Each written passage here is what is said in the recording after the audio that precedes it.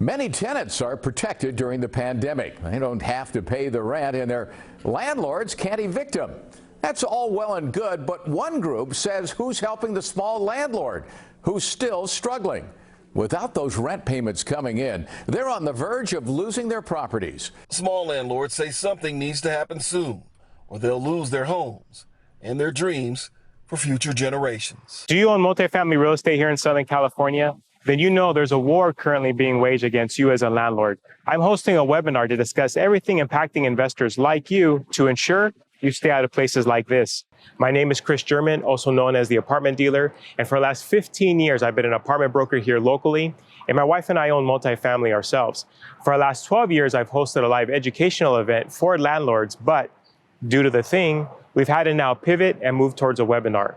Over the course of 90 minutes, we'll be answering your questions about everything impacting apartment ownership. And by the time we are done, you'll have all the answers you need to protect your investments. There's no charge, there's no sales pitch, there's no strings attached. Be sure to click the link below or go to savemyapartments.com to register and submit your questions now. Welcome to our Apartment Owners Educational Webinar. Over the course of the next 90 minutes, we'll be answering those most pressing questions when it comes to apartment ownership here in Southern California. And for the last 12 years, I've been bringing this educational platform initially to clients in 2008. That's what spawned this event.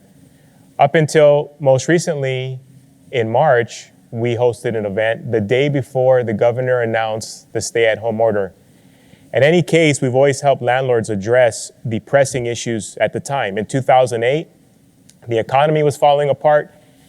March of this year, many believed because of this new virus that had entered the world, there would be an economic winter upon us.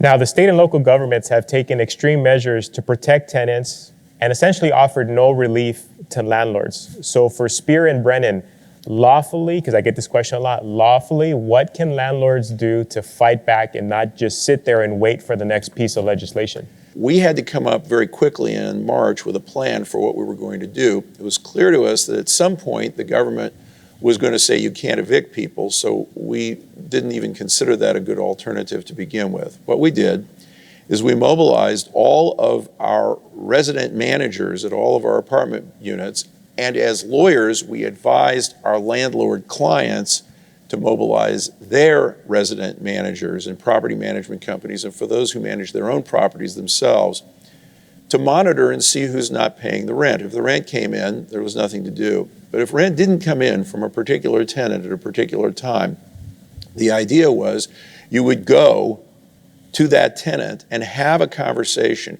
Is migration trends. How does a state gain population? So for the next decade, California is going to gain 100% of its population from birth over death. That's not an adult. It's going to lose migration to other states that are going to outpace immigration. So the only population gain in California is going to be babies. That's not very good demand for real estate.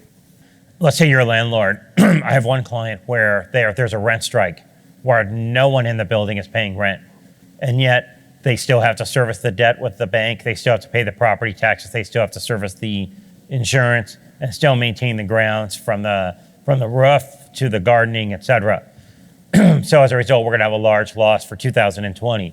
And that loss under the CARES Act, we can go backwards. There's something called a net operating loss carryback, where we can go back up to 5 years and amend up to 5 years worth of tax returns to capture those losses in previous years that there was some tax liability. I would say unprecedented uncertainty. And I'll just say in one sentence, I'm real familiar with knowing the rules of engagement. And all of a sudden they change without my permission and without my vote. And I'm concerned about that. The massive amount of uncertainty is what concerns, much like Bruce, concerns me more than anything. It's hard to navigate if you don't know what the rules of engagement are. And as you said, Chris, they're changing literally every single day. And so you know, your clients are feeling it, I'm feeling it, my staff's feeling it. Everybody involved in the housing industry is starting to feel the pressure and the stress of the constant changes.